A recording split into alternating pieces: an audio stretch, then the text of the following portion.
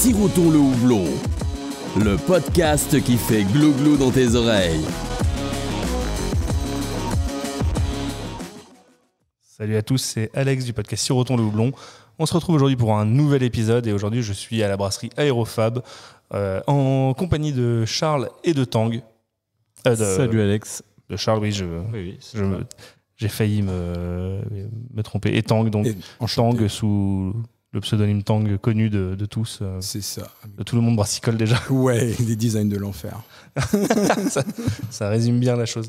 Merci pour l'accueil à la brasserie. On est dans un très bel endroit. Je trouve que vous avez un super endroit, bel espace de vie, belle brasserie, beau taproom. On boit bien, on mange bien, donc c'est bien pour débuter. Pour commencer facilement, je vais juste vous demander à tous les deux de vous présenter rapidement pour que nos auditeurs sachent à qui ils ont affaire. Vas-y Tang, je t'en prie. C'est trop d'honneur. Je donne la main à Tang. Alors Tang, je ne sais pas par où commencer. C'est Tang, j'étais illustrateur à la base et graphiste dans la bière. Et j'ai été, ça fait 1 an et 1 jour que je suis à la brasserie, je crois. 1 an et 1 jour. Exactement, ouais, je crois que j'étais le 1er septembre, l'année dernière. Et donc voilà, je suis arrivé, comme tu dis, dans ce merveilleux endroit où on mange bien, on boit bien et on fait des bonnes bières. C'est plutôt très cool. Yes. Et donc, de ton côté, Charles, je suis un des fondateurs de la brasserie avec Arthur. On a monté la brasserie il y a 4 ans maintenant, un truc comme ça. Et voilà, j'étais ingénieur de formation, 9 ans à travailler dans une grosse boîte.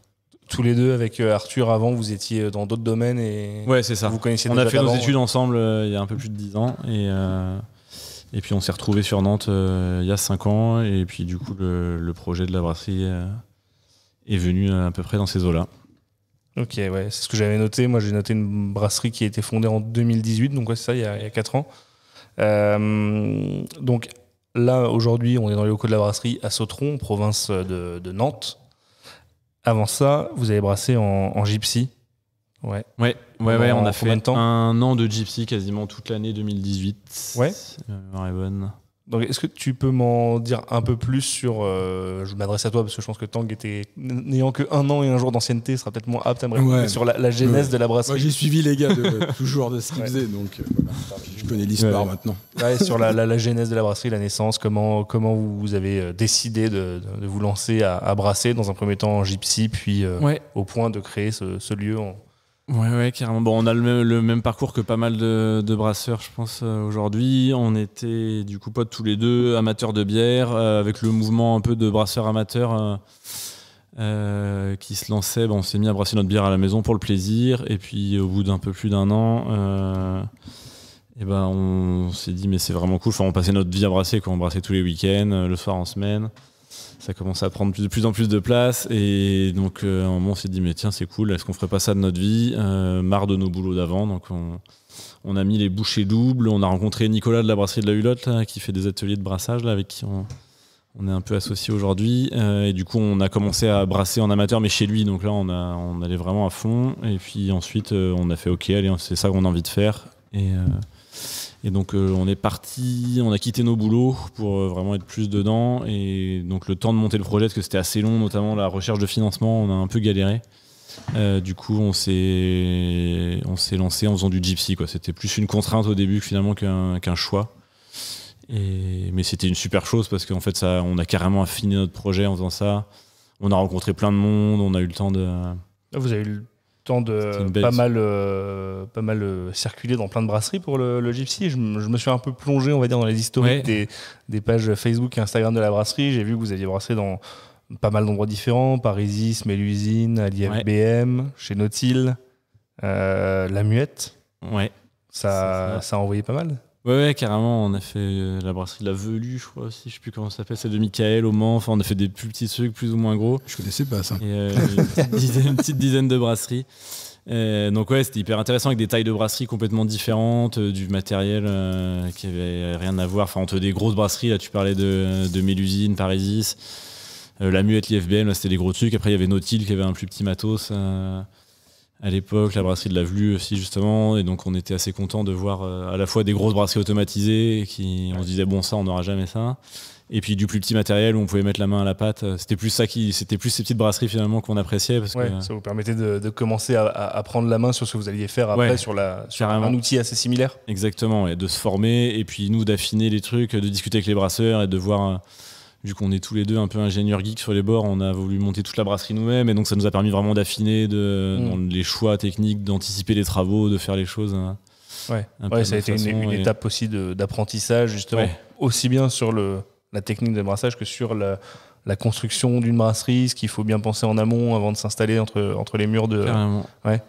C'est ça. Carrément. Bon bah top. Dès le début en fait, même en Gypsy, vous avez fait le choix de brasser des bières et de les mettre en canette. Ouais. Ça a été, je pense qu'il n'y a jamais eu de bouteille chez Aérofab. Jamais. Je crois pas. Enfin, en amateur, si. Ouais. Même en amateur, ils faisaient des canettes. Mais en amateur, on faisait déjà des canettes. C'était pas dingue, mais... Mais ouais, depuis le début, c'est le moment où on était amateur et qu'on s'est dit, ok, on va se lancer là-dedans en pro. Donc c'était vraiment très en amont. On s'est dit, la canette, c'est vraiment le truc qui... Ouais. Ça claquait pendant les soirées BN, vous ramenez des canettes. Quoi. On était avec nos bouteilles, là, tout oxydées. Donc, dès le début, en fait, vous étiez même plutôt une brasserie assez précurseur en France là-dessus. Je pense que quand vous vous êtes lancé avec les premières canettes en 2018, il n'y avait pas beaucoup de brasseries, du moins craft, qui faisaient de la canette. Ouais, je crois qu'il y a quasiment personne qui faisait ou alors peut-être en one shot une fois de temps en temps. Ouais, c'est ça. Il y avait d'autres. Nous, on a travaillé avec. Il y avait personne qui avait d'encanneuse en France à ce moment-là. À part les brasseries industrielles et du coup les premiers encanneurs mobiles qui sont venus en France c'était Grande Canning, des gars du Luxembourg avec qui on bossait et ils avaient fait 2 sessions je crois d'encannage pour des brasseries dont j'ai plus le nom mais des petites brasseries qui avaient fait des trucs one shot mais après c'est arrivé assez vite en fait. Je pense que nous on a fait de la canette parce que tout ce qu'on buvait, toutes les bières qu'on appréciait c'était beaucoup de bières anglaises et qui étaient en canette quoi. Et donc on était convaincus, on se disait si ça marche là-bas il n'y a pas de raison que ça n'aille pas en France, que ça prenne pas en France. Et du coup au final vous avez eu le nez creux parce que maintenant n'importe quelle brasserie qui se veut craft et un minimum on va dire orienté vers un public beer geek passe à la canette. Même les plus connus sur ce créneau-là en France, comme je sais pas, on prend Piggy ou Popin, on commençait à la bouteille et on fait le passage à la canette après vous en fait. Oui, oui. Pas longtemps après. Oui, pas longtemps. Enfin, en tout cas, eux, ils ont eu leur encanneuse avant nous, parce que nous, on a traîné longtemps en travaillant en sous-traitance. Mais oui, effectivement, ils sont passés par de la bouteille avant d'aller sur la canette. Nous, on avait l'avantage en fait de pas exister. Enfin, on est arrivé, je pense aussi pile poil à un créneau où du coup, vu qu'on n'existait pas, on était en gypsy, ça nous coûtait pas. Enfin, c'était pareil, tu vois, on risquait pas, on n'avait pas déjà une gamme en place. Les brasseries déjà existantes, tu te dis, ok, j'ai mes bouteilles qui se vendent. Qu'est-ce qui se passe si je passe en canette? Le choix, il est encore plus difficile. Déjà, nous, on a vraiment hésité. On était convaincus de ça, mais jusqu'au dernier moment, c'est pour ça qu'on a mis du temps à acheter notre canneuse. On doutait quoi. Ouais, il y a eu une hésitation, un doute. C'était pas fort. Enfin, j'imagine que pour vous, c'est une conviction d'aller vers la canette, mais c'était pas forcément primordial dans le lancement de la brasserie. Si, nous, c'est vraiment, ça faisait partie, c'était l'ADN du truc, on voulait absolument faire ça, mais les gens n'y croyaient pas, quoi. Clairement, c'est aussi pour ça qu'on a galéré à trouver des financements, parce qu'on racontait ça aux banquiers, on aurait mieux fait de se taire, parce que du coup, en fait, on leur faisait peur au lieu de... Ils devaient déjà pas être habitués à filer de l'argent à une microbrasserie, et en plus de ça, ça les rassurait pas du tout. Carrément, c'était pour eux beaucoup trop original. Et tous les distributeurs avec qui on discutait, les cavistes, enfin le retour de tout le monde était quasiment unanime sur le fait que c'était hyper casse-gueule, quoi. Les gens y croyaient pas, quoi. Donc c'était un peu osé. Mais, encore une fois, vu qu'on n'a pas investi dans la machine et qu'on était en gypsy, on prenait pas tant de risques que ça. Donc on s'est dit, on tente le truc. Au pire, on met 6 mois à vendre nos canettes. Et après, on repassera à la bouteille. C'est ça, c'est facile de changer dans ce sens-là. Vous n'aviez pas l'encanneuse, c'était. C'est ça. Il n'y avait pas l'investissement dans le matériel. Il n'y avait pas de frais tant que tu es en gypsy.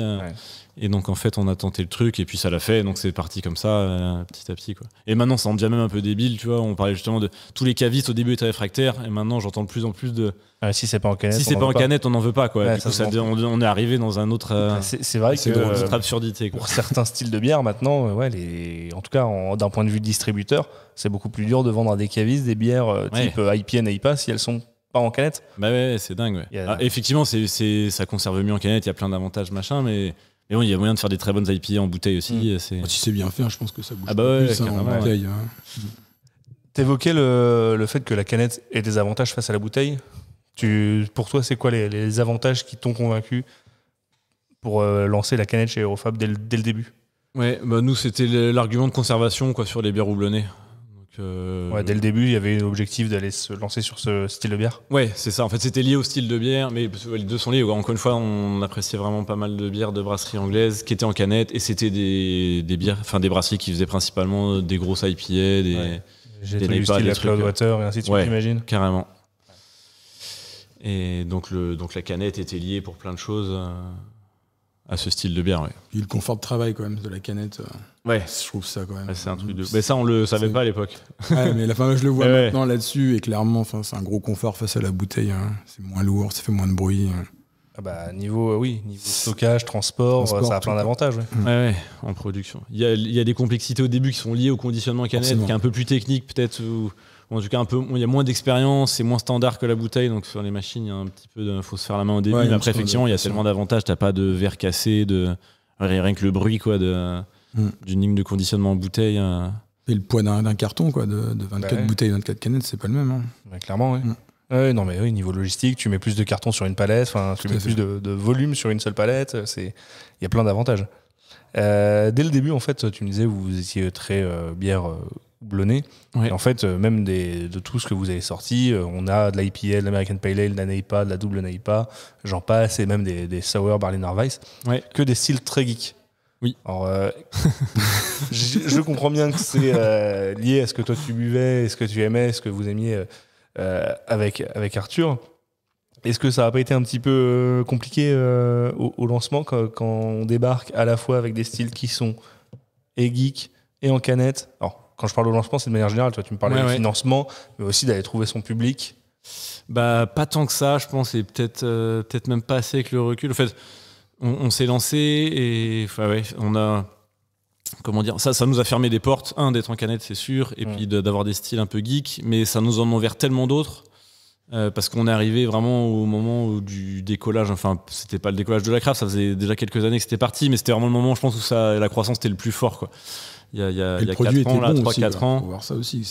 C'était des bonnes bières, quoi. C'est vrai que vous êtes arrivé d'entrée de jeu avec des recettes qui étaient déjà assez calibrées, des produits qui étaient bien foutus. Donc, on a essayé de pas improviser sur le truc et d'arriver direct avec du kéké. C'est sûr, on a mis l'énergie là-dessus. Et sans doute le côté canette aussi, mine de rien, nous a aidé, je pense. À la fois, ça nous a fermé des portes, mais l'originalité du support, pour des gens qui buvaient justement, qui étaient déjà des amateurs de bière. Donc je pense que ça nous a vite fait des volumes sur ce marché finalement du bière geek, quoi. Et donc on a continué là-dessus et on n'a jamais eu vraiment besoin de faire de bière un peu standard entre guillemets. Mais c'est aujourd'hui qu'on y vient, tu vois. Maintenant avec le recul, on se dit bon c'est sympa tout ça, mais il faut une gamme. On aimerait bien. Alors on vend quand même beaucoup sur Nantes, c'est la majorité de nos ventes, mais c'est pas 90%, et on aimerait bien tendre vers ces trucs-là, quoi, de vendre beaucoup plus en local, et c'est sympa de vendre au national. Mais c'est pas quelque chose de durable ou de super satisfaisant, donc on continuera évidemment d'en faire. Oui, en plus, tu as tellement de brasseries qui maintenant se créent aux quatre coins de la France et qui sont toutes aussi quali que on a une tendance peut-être à se resserrer sur le marché local. Il y a suffisamment à boire partout en France. Maintenant, il n'y a plus de manque dans aucune région, je pense, de bière quali pour devoir aller chercher ailleurs. Ce qui est une super chose, qu'on se rapproche justement de ce qu'il y a en Angleterre, au Canada, aux États-Unis, enfin dans plein d'autres pays. Tu vois, t'évoquais la création de la brasserie en 2018, et enfin la création de brasserie en tant que telle et du local brasserie. Là, c'était quoi, mi-2019, je pense que vous êtes installé ici. Et c'est ça, on a eu les clés en 2019 au 1er janvier, et du coup le temps de faire tous les travaux, on a ouvert en mai, on sortait les premières bières, je crois. Et pour rejoindre ce que tu disais sur le démarrage, qui était peut-être trop facile selon toi, c'est que de mon point de vue de consommateur, j'ai vraiment le sentiment que Aérophobe a toujours été là. Et j'ai du mal à me rendre compte que c'est une brasserie qui n'a que 4 ans. Dans le sens où je pense que d'entrée de jeu, vous êtes arrivé assez fort avec des produits quali qui ont marqué les gens. Et au final, on n'a pas l'impression que vous êtes aussi jeune que vous l'êtes. Je sais pas si d'autres auditeurs me rejoindront là-dessus, mais c'est voilà, quand j'ai préparé le podcast et que je me suis rendu compte que vous aviez commencé en Gypsy en 2018 et que la brasserie était vraiment installée ici que depuis 2019, je me suis dit mais merde, ça fait 3-4 ans, pas plus, et j'ai l'impression que moi je connais la brasserie depuis toujours. Ouais, ça j'ai du mal à me rendre compte, mais en même temps globalement je pense que sur toute la scène craft française, la majorité des brasseries sont pas bien vieilles, quoi. Et tout ça arrive un peu, enfin même ouais, c'est ça. Tout le mouvement, le temps qu'il émerge, tout ça, et ça arrivé, ça arrive en même temps. C'est vrai.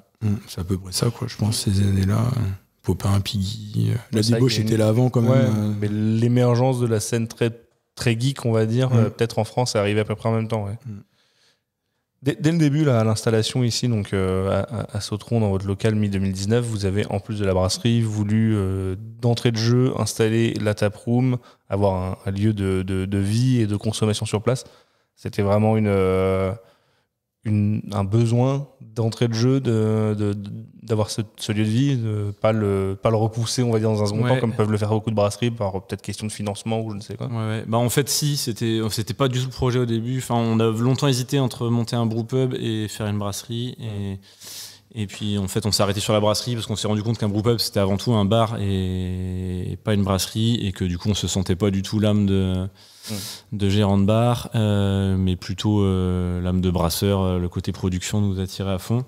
Donc on est parti là-dedans et on s'est dit on veut pas faire de bar du tout. Mais en fait, pendant les travaux, là, justement, on a eu des clients en janvier, on a ouvert en mai, on a sorti les premières bières. Bah, du coup, pendant toute cette phase-là, il y a des gens qui passaient tout le temps, qui voulaient boire un coup, et donc nous, on n'avait pas du tout prévu de faire une taproom, et en fait, ça s'est un peu imposé parce que les gens étaient là, et puis à un moment, on s'est dit bah c'est trop con.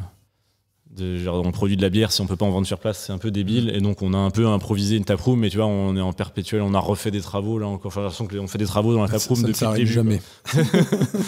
Parce que du coup, on est parti de rien, quoi. On a acheté 10 becs sur internet et un petit groupe froid. On a bricolé un système de tirage nous-mêmes, et puis un petit meuble, un peu des copains qui nous ont aidés partout, faire des sanitaires, du mobilier en extérieur. Enfin, petit à petit, on améliore le truc. Ouais. Donc on a fait ça avec peu de budget, mais finalement à force de travaux, ça commence à ressembler à un truc cool, on espère. On a un super truc maintenant. Ouais. Oui, dans l'endroit, c'est cool. L'endroit des potes, il y a, je sais pas, vous avez combien, 10 tirages ? On a 10 tirages. Ouais. Ça envoie. Donc là, pour ceux qui souhaiteraient nous rendre visite, la taproom, c'est ouvert jeudi, vendredi, samedi, c'est ça ? Ouais, c'est ça. Ouais. Jeudi soir, vendredi du midi, le midi et le soir, et le samedi de midi jusqu'à 19h. Ok, avec du coup vendredi et samedi des food trucks. Ouais, c'est le vendredi. Non, c'est le vendredi. Ouais. Juste le vendredi. Ouais. Et le samedi, on était un barbecue à disposition. Et voilà. Et de la vente à emporter aussi, si on le souhaite, de canettes et tout ce qu'il faut. Ouais, carrément. Est-ce que vous pouvez tous les deux me décrire un peu plus la gamme d'Aérofab ? Parce que je vais pas vous mentir, moi en tant que consommateur, j'ai toujours été un peu perdu entre en fait, bon, déjà on a des noms qui sont à chaque fois inspirés de vent, si je dis pas de bêtises. Ouais. Et à chaque fois, il y a des évolutions. On retrouve la V1, la V1.7, la V2, la V4.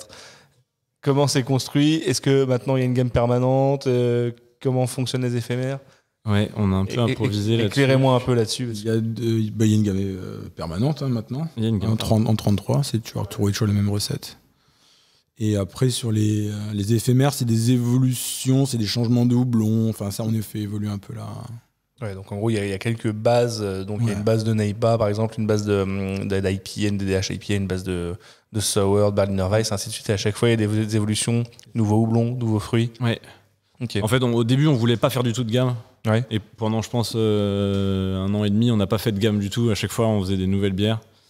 Et du coup, assez rapidement, on s'est rendu compte qu'on pouvait pas changer le nom de la bière tout le temps parce que c'était trop de boulot et que les gens étaient trop perdus. Donc, on a choisi un peu comme certaines brasseries, mais il n'y en a pas beaucoup, des numéros de version. Ouais. En gardant un nom, et l'idée c'était de dire le style il va rester le même, le taux d'alcool, enfin voilà, grosso modo c'est la même chose, mais on va faire des petites variations, notamment sur les houblons, sur les techniques de brassage qui vont changer un peu le corps de la bière, ce genre de choses. Mais du coup, le public qui s'y connaît pas trop, il va pas trop être perdu s'il reprend une Mistral V1 ou une Mistral V3. Ça va tu disais le public va pas trop s'y perdre. En fait, je pense que c'est vrai. Pour un grand public qui est peut-être pas forcément très dans la bière et qui du coup se dit ah oui, elle m'avait bien plu la Mistral, je vais reprendre la même si c'est une V1 ou une V1.5. Oui, il fait pas attention à ça. Par contre, t'as pas peur de perdre un peu les beer geeks qui se disent ah mais en fait Mistral, j'ai déjà goûté celle-ci et que ça lui donne moins envie d'aller vers une V1.5 que si c'était un nouveau nom. Ouais, c'est possible. Ça, on s'est jamais trop posé la question. Mais on le fait plus maintenant. C'est-à-dire qu'au fait, au début, par exemple, on s'était dit la Nor'easter, c'est la première NEPA qu'on a fait. Ouais. Et on s'est dit, la Nor'easter sera notre NEPA, mais il pourrait y avoir plein de NEPA différentes. Bien sûr. Et du coup, justement, ça rejoint ce que tu disais. À un moment où les gens ils goûtaient des Nor'easter, ils disaient, mais c'est plus du tout la même chose. Donc là, ça fait partie des bières justement qu'on a un peu rentré dans la gamme. Maintenant, il y a une Nor'easter, il n'y a plus de V6.7, parce qu'on l'a brassé beaucoup trop souvent. Donc là, elle est stable maintenant. Là, elle est stable. Et on a ressorti, du coup, là, on a la Rafale, on a la Couchy. Enfin, on a sorti tout un tas on a essayé de faire ça comme le font en fait la majorité des autres brasseries. On ressort un nouveau nom à chaque fois. Mais Enfin, ça demande vachement de boulot. Je sais pas comment ils font tous déjà. Nous, j'ai l'impression qu'on passe la moitié de notre temps à faire ça. Trouver des noms, des motifs. C'est vrai que c'est pas simple. Des trucs pour les bières. Et ça perd aussi les gens. On continue à faire les deux, quoi. C'est-à-dire qu'on recrée. Quand on fait un truc vraiment foncièrement différent, on retrouve un nouveau nom. Et puis après, on va. Et il y a aussi une réalité toute bête de brasserie artisanale, c'est qu'on n'est pas. C'est difficile de reproduire exactement la même bière, sur des trucs. Et donc au début, on sort une première bière, on la goûte, elle est bien. Et puis on se dit, on pourrait faire mieux, mais du coup, c'est pas complètement un truc différent. Et donc on va la refaire, et du coup, là, on le met en toute transparence, c'est la version 1.2 ou la version 2. Parce que du coup, on a fait une première qui était bien, on a voulu affiner le truc. Il y a de plus en plus de bières, on arrête de mettre les numéros quand on estime qu'on a atteint un truc qui nous plaît. Qui n'a plus matière à évoluer ou plus besoin d'évoluer. Et alors, quand on a une bière qui passe de la V1 à V1.2, est-ce que c'est une bière complètement différente ou est-ce que c'est juste une amélioration de la première versus une bière qui passe de la V1 à la V2? Est-ce que là, tu as un changement de recette? C'est un peu l'idée, mais du coup, c'est hyper subjectif. Tu vas peut-être avoir un houblon qui change. Quand tu poses le truc, on va peut-être avoir tous les houblons qui vont changer. Enfin, voilà, c'est plus. Il y a peut-être une notion d'évolution plus ou moins importante en fonction de ce qu'on va apporter à la recette en changement, quoi. S'il y en a beaucoup, ça va passer sur une V2, V3, et sinon, c'est pas compliqué vis-à-vis de vos clients pros et distributeurs de référencer des bières qui ont le même nom mais changent de version de temps en temps? Est-ce que un distributeur qui t'achète de la Gucci V1, je sais pas si le jour d'après tu lui dis je te propose de la Gucci, par contre cette fois c'est la V1.2 et en fait j'ai l'impression qu'on le met vraiment pas beaucoup en avant, tu vois, sur les étiquettes ça se voit pas énormément et on le vend pas comme ça, en fait, on la vend comme une Kushi, on décrit. Le style, de toute façon, est le même, c'est le même produit, c'est juste un autre brassin, tu vois. Si c'est vraiment différent, en fait, aujourd'hui, effectivement, on fait plus tant de V2, de V3, quand ça change vraiment beaucoup, c'est un nouveau style, c'est un nouveau nom, c'est une nouvelle bière, quoi. Okay. Donc, en fait, c'est plus, on suit des évolutions de brassin, et donc le client, on lui parle d'un style de bière et pas forcément du... Oui, parce que le nom reste le même finalement, tu vas acheter. Il y aurait quelques modifications, mais tu vas pas avoir quelque chose de totalement différent. C'est vraiment les personnes les plus pointues qui vont aller noter les différences. Ouais, voilà. pour, genre s'il y a du sabreau dedans, tu vois. Ouais, ça je le verrai. Est-ce que vous pouvez tous les deux m'en dire un peu plus sur justement tout ce qui va autour de la brasserie en termes de naming et de marketing, si on peut dire ça? Pourquoi le nom Aérofab? Pourquoi toutes les bières ont des noms de vent? Comment sont choisis ou créés les visuels? Gros sujet. Bah ça, c'est cher, Aérofab, c'est la fabrique de vent. Pour pas de raison particulière. Enfin voilà, on aimait bien l'univers du vent, ça nous a plu. Dès le début, justement, on était sur un truc, on voulait une gamme hyper vaste. Enfin, justement, pas de gamme avec à chaque fois des nouveautés. On s'est dit, les vents, il y en a des milliers dans le monde. Donc on va pouvoir trouver un paquet de noms. Là, on commence à saturer. Les noms prononçables en français. Ah oui, il y en a des fois. Maintenant, on commence à s'arracher les cheveux. Et du coup, c'est Nicolas qui est à la brasserie La Hulotte, là, qui fait des ateliers de brassage, qui était graphiste avant, qui a repris le travail des graphistes qui ont créé les premières canettes. Et du coup, c'est lui qui retrouve des noms de vent, qui retrouve des motifs. Qui décline tout ça. Ouais. L'idée, c'est d'avoir des motifs qui représentent un peu les lignes de vent. Alors, on s'en éloigne un peu parce que maintenant, pareil, si on veut pas que tout se ressemble, faut qu'on aille chercher. Un peu. Est-ce que vous allez rester du coup dans ces canettes avec des designs très, on va dire, graphiques, ou est-ce que ça va aller sur quelque chose de peut-être plus artistique comme le fond d'autres brasseries à terme? Par exemple, on voit à chaque fois que vos collabs ont des étiquettes qui sont complètement décalées et en dehors de cet univers graphique que vous allez. Est-ce que ça va devenir plus une norme pour la brasserie, ou est-ce que vous allez vraiment rester dans votre pour l'instant, on visuel? aime bien. Effectivement, au début, clairement, notre grosse inspiration, c'était Brew by Number, quand on était fan ou Kernel, tu vois, des trucs hyper sobres, très classiques, très neutres. C'est ça. Ouais. Et donc, on a ce côté noir et blanc, et les canettes, on ne voit pas trop la différence d'une à l'autre quand on est de loin. Donc ça, c'était notre inspiration. On les voit bien dans les caves. Enfin, ça vachement bien par rapport aux étiquettes colorées. Surtout une brasserie, surtout une cave qui va classer par brasserie. Oui. C'est vrai que tu as des brasseries qui vont avoir plein de trucs très très jolis, plein de couleurs, mais qui n'ont pas de lien entre eux. Au moins, un rayon d'Aérofab, de loin, tu le reconnais, tu le vois très bien. Ouais. Mais après, c'est vrai qu'on a vite été déçus parce que on les trouvait. Quand tu les compares avec plein d'autres canettes, tu vois, une à une, tu arrives dans une cave, tu fais putain, c'est vrai que nous, c'est quand même fados, c'est pas joli, quoi. Moi, c'est un truc, ça m'a marqué au bout d'un an et tout. J'étais putain, c'est vraiment pas fun notre affaire. Kernel, c'est pas fun, mais mais bon, c'était le cahier des charges, donc on va rester là-dessus. Et c'est pour ça qu'effectivement, assez rapidement sur les collabs, on voulait. Là, du coup, c'est vraiment des trucs hyper éphémères. Et donc là, on s'est dit, pour sortir du truc, on va mettre de la couleur. Et donc, je crois qu'on fait ça quasiment depuis le début sur toutes les collabs.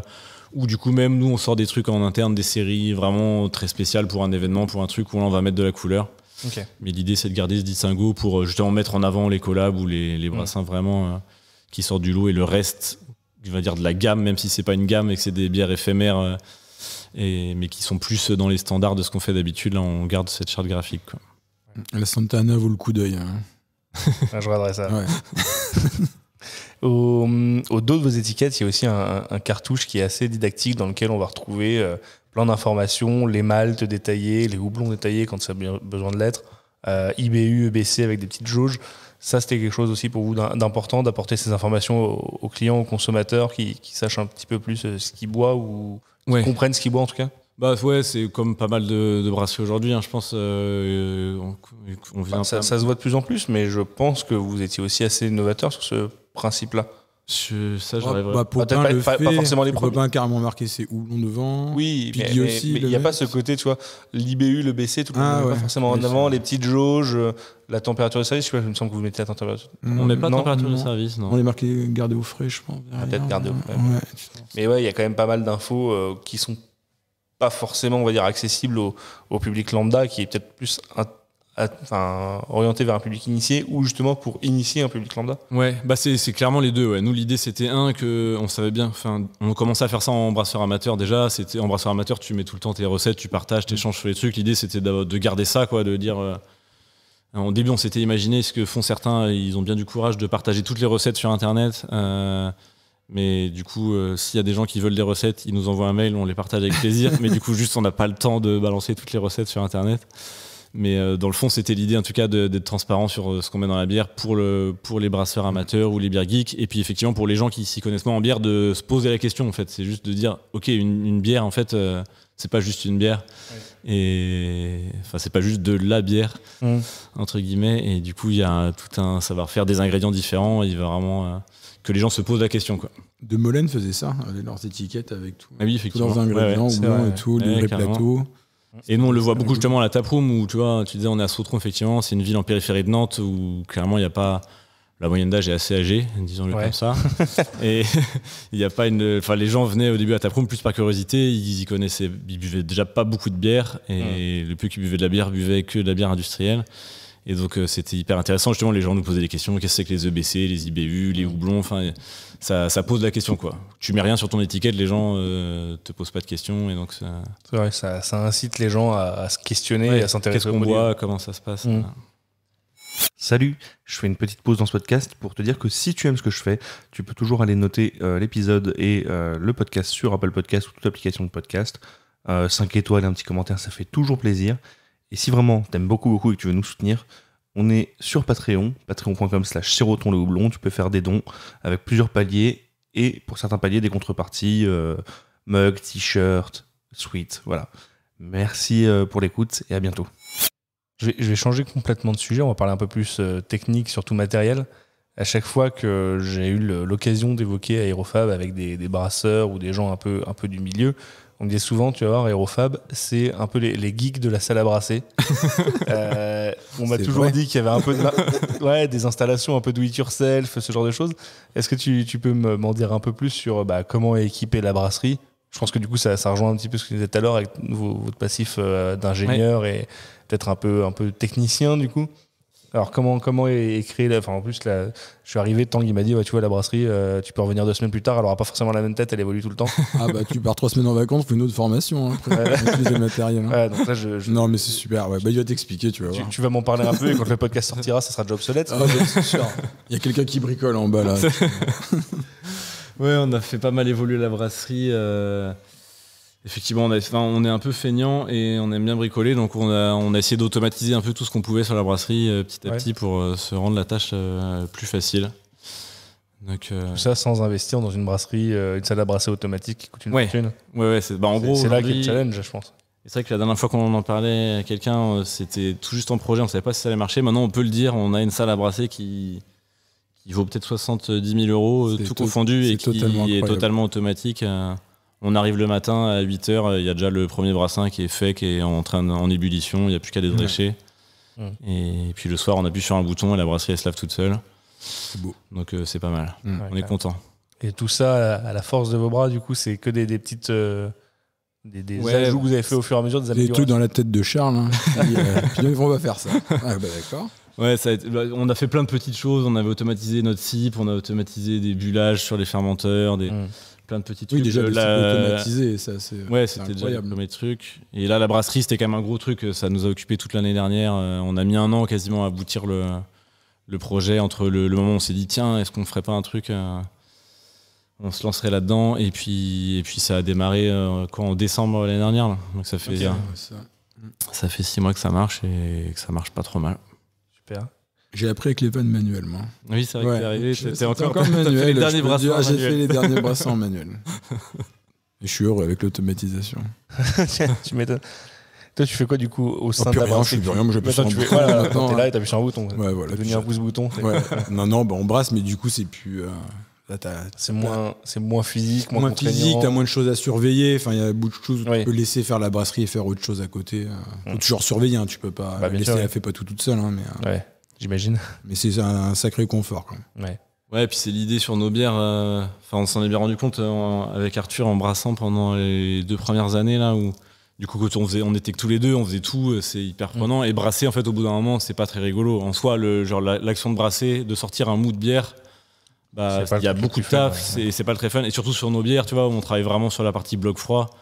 La production du mou, ça devient vite une formalité, mais qui prend du temps et qui est contraignante. Et la valeur ajoutée d'un brasseur, c'est pas de tourner des vannes, d'appuyer sur des boutons toute la journée. C'est plus de suivre ses bières, de comprendre ce qui se passe, comment travaille la levure, le houblon, les ajouts, le suivi de la fermentation. En fait, c'est là où la bière se fait, d'être focus sur le conditionnement, sur des machines plus techniques. Donc tout ce qui peut se faire tout seul, finalement, sur la partie brassage, c'est cool. Et là, du coup, justement, on a développé aussi un petit logiciel pour suivre toutes nos bières. Oui. Stam qui est venu nous aider là-dessus. Dédicace à Stam, s'il nous écoute. Et donc on a développé notre propre logiciel pour suivre justement toute la fermentation des bières, tout l'historique de nos bières. Donc on a un logiciel qui a été fait pour nous. Vraiment adapté à nos besoins, donc ça c'est vraiment très, très sympa.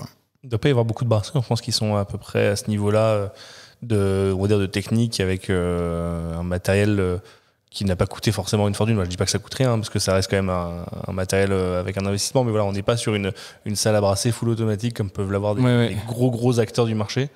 Et pourtant, vous arrivez à un résultat qui est assez bluffant.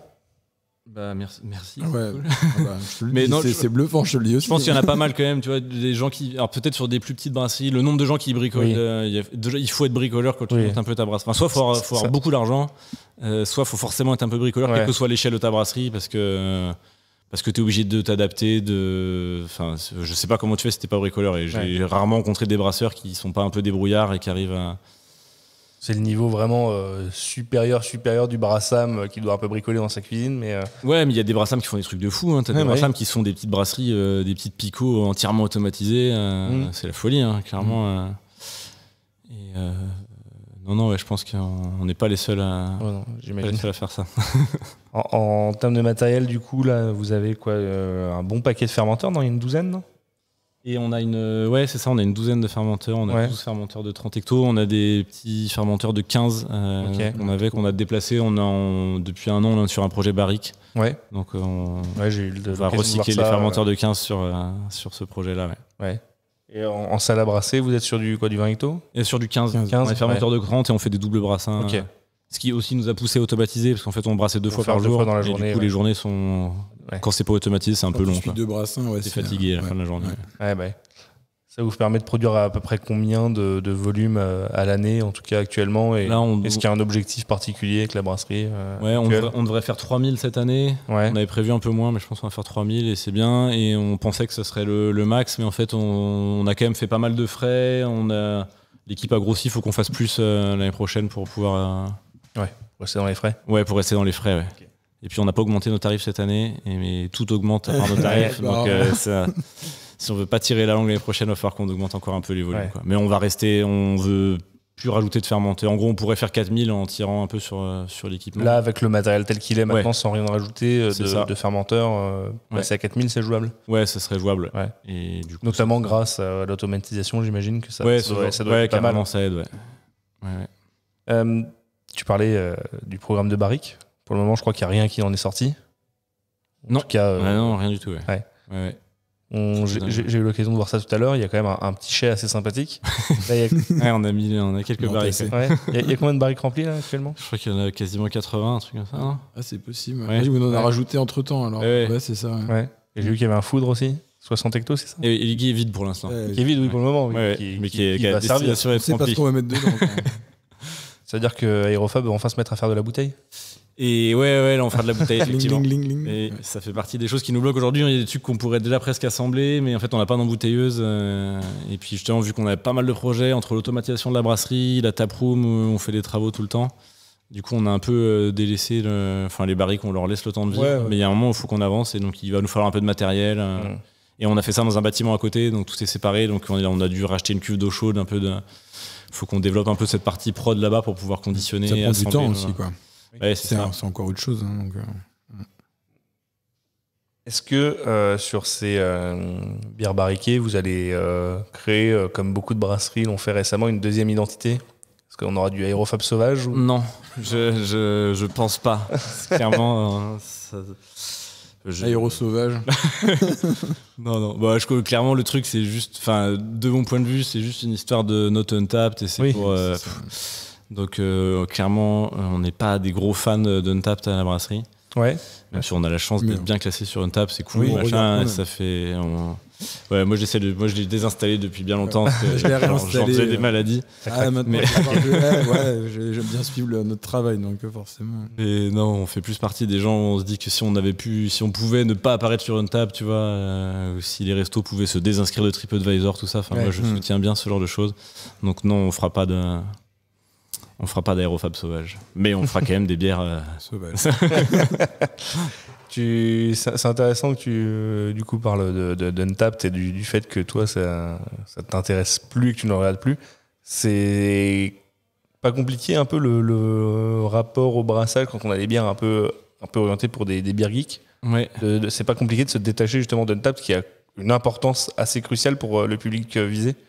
Ouais. En fait, clairement, c'est sans doute un peu hypocrite ce que je dis. En tout cas, on a eu la chance et la facilité d'avoir été super bien classés quand on a sorti nos bières et pendant les premières années de la brasserie. Donc, ça nous a. C'est facile de dire ce que je dis, en fait, de dire on s'intéresse pas. En même temps, on était bien noté et donc clairement, ça a un impact sur les ventes, quoi. Les consommateurs. Ça crée une notoriété de la brasserie, donc les gens veulent en acheter. C'est un peu une cascade au final, parce que et donc les clients, les cavistes, les distributeurs, ils regardent un peu en fonction de ça. Et donc on n'a pas eu de mal à vendre, sans doute grâce à ça. Donc je dis qu'on s'en fout, mais effectivement, on aurait été très mal classé sur Untapped. On aurait sans doute peut-être eu un regard différent, quoi. Peut-être plus regarder ça, essayer de comprendre, tout faire pour vendre plus. Donc après, il y a sur Untapped, je pense, comme partout, il y a du bon, du moins bon. C'est vrai que souvent la notation elle peut être un peu décalée avec des facteurs qui peuvent rentrer plus ou moins en compte, notamment le style de la bière. Oui. C'est vrai que le style de bière c'est fou. De toute façon, plus tu fais un truc qui est alcoolisé, plus qui est extrême, donc que ce soit alcoolisé ou houblonné, plus la note va être bonne directement. Quoi, bien sûr, ouais. On avait regardé il n'y a pas longtemps le top 50 Untapped France. Il y a une seule bière qui fait moins de 8 degrés. Ouais. Et c'est aussi la seule sour du top 50. Ouais. C'est la Picabouche chez Opiro, alors qu'il y a un gros jus pastry, elle est excellente.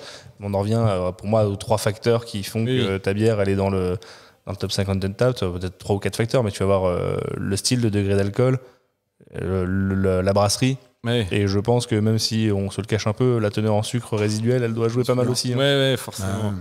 Les gens notent pas en façon d'un style, en fait, ils notent juste en façon d'un goût de ce qu'ils aiment. Et du coup, un truc sucré qui est super flatteur, c'est. Tu peux faire la meilleure session IPA, un truc hyper buvable, hyper bon, aromatique, tout ce que tu veux. Jamais tu auras une note de ouf. Toujours un malus par rapport à une IPA qui est plus chargée. Et tu fais une triple IPA qui, moi, c'est un style de bière que j'aime pas du tout.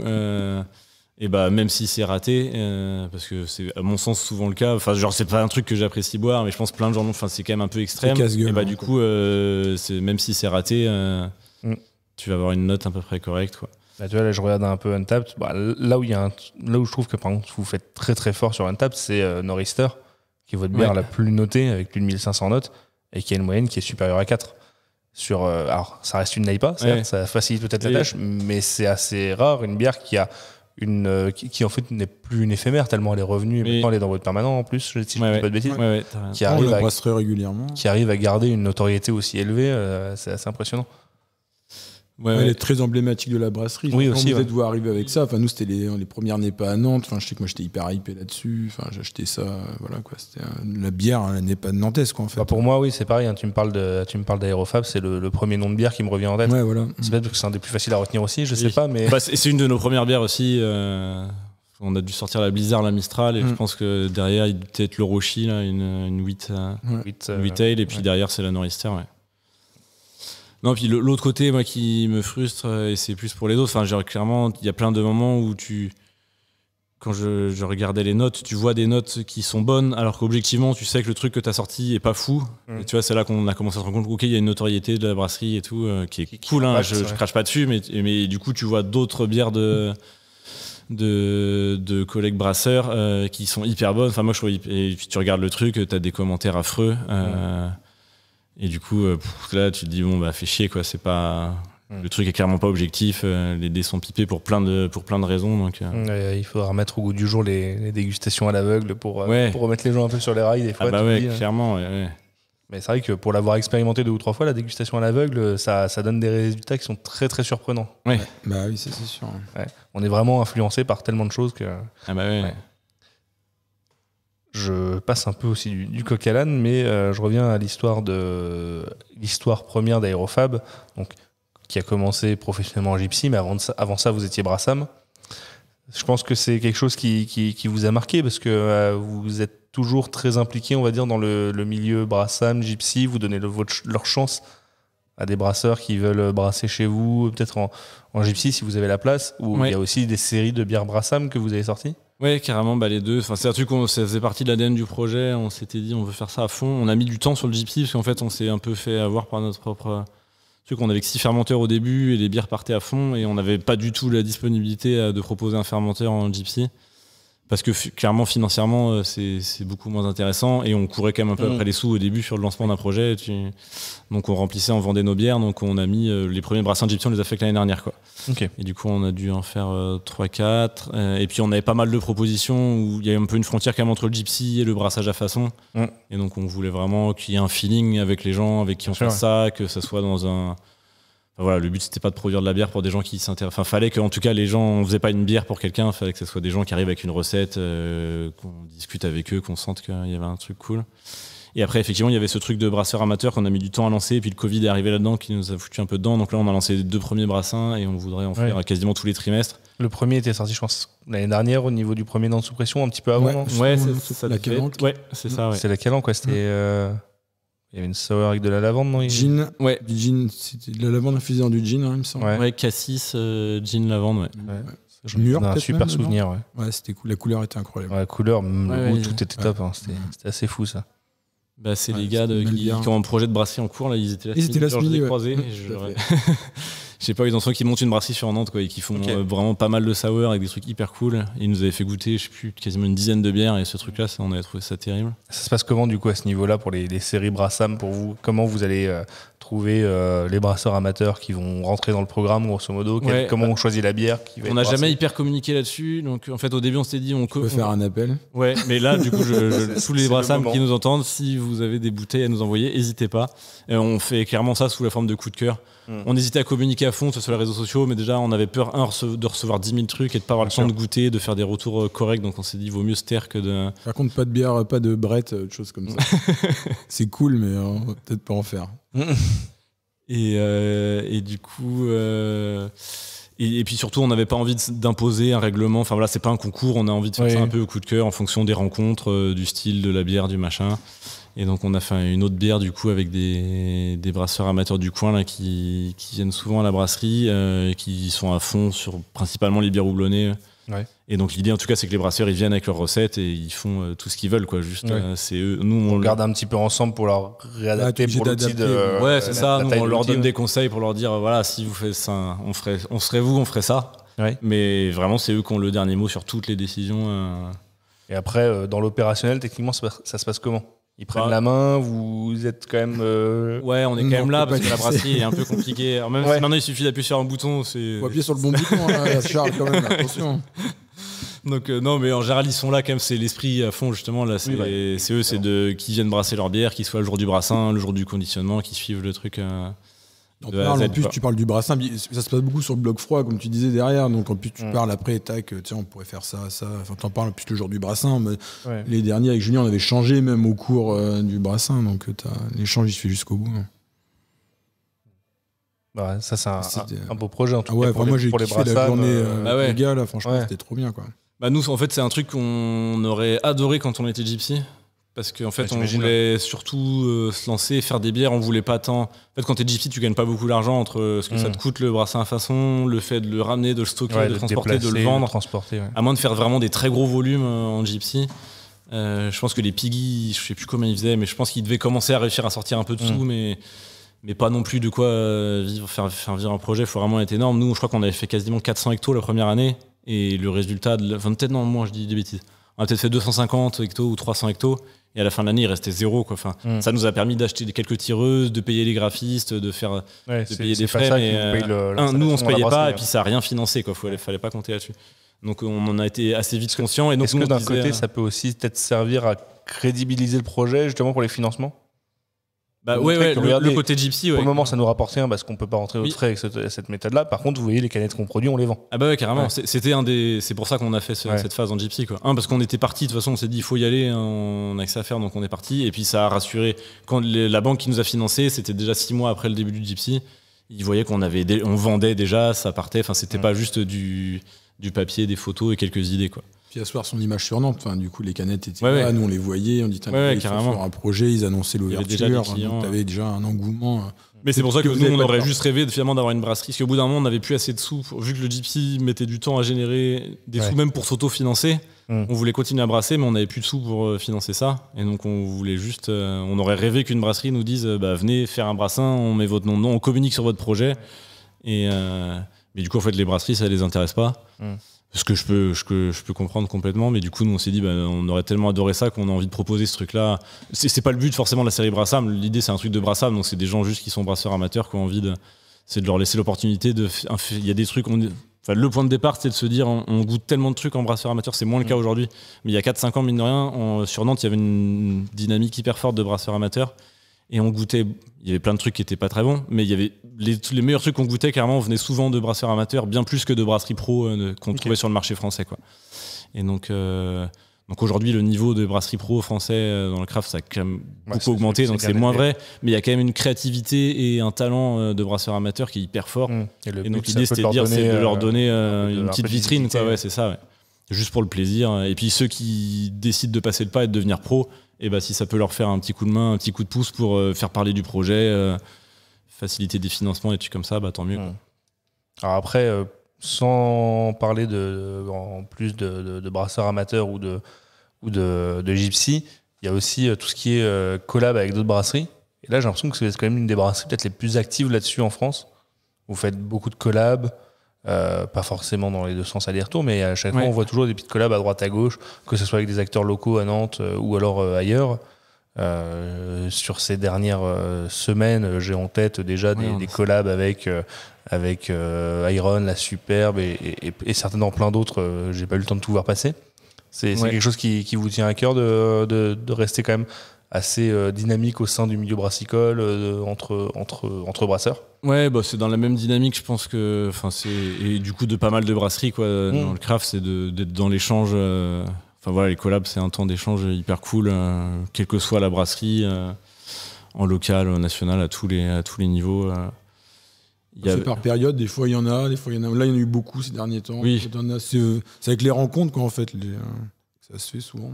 En fait, au tout début de la brasserie, justement, on s'était dit on veut un fermenteur dédié pour les Gypsy, un fermenteur dédié pour les brasseurs amateurs et un fermenteur avec une collab tout le temps en continu, quoi. Et du coup, les collabs, c'est ce qu'on a fait le plus, quoi. Il y a quasiment effectivement toujours une bière de collab quasiment dans le fermenteur. Et puis quand ça fait 2 mois qu'il n'y en a pas eu, bah, du coup, on fait 3 collabs d'un coup. Pour rattraper. C'est un peu ça.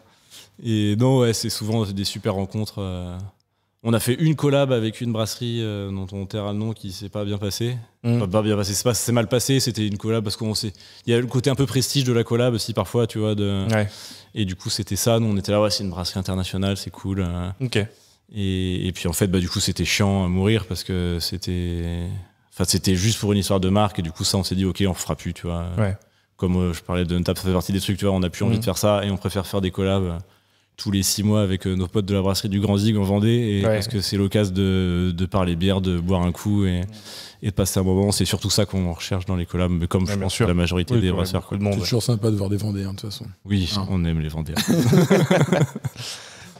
Est-ce que tous les deux vous avez je sais pas, une bière qui vous a marqué chez Aérofab, collab ou pas, que vous avez préféré boire, brasser ou... En collab?